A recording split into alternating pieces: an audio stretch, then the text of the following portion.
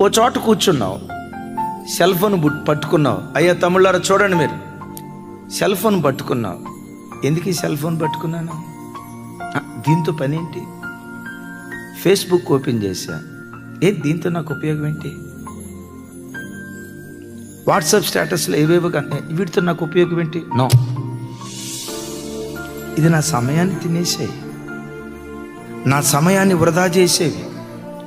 ఈ సెల్ ఫోన్తో ఇంతసేపు గడిపే కంటే బైబిల్ దగ్గర గడిపితే బాగుంటుందిగా, యేసయ్య పాదాల దగ్గర గడిపితే బాగుంటుందిగా, సువార్త పని నిమిత్తం గడిపితే బాగుంటుంది కదా.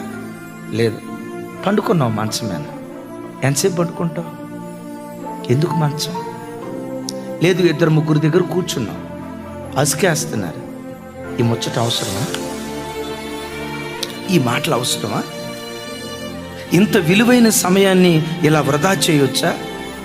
జీవితంలో ఏది కోల్పోయినా పోగొట్టుకున్నా తిరిగి వెనక్కి తీసుకురాగలవు, కానీ వెనక్కు తీసుకురాలేనివి రెండు. ఒకటి పోగొట్టుకున్న జీవితం, రెండవది కోల్పోయిన సమయం.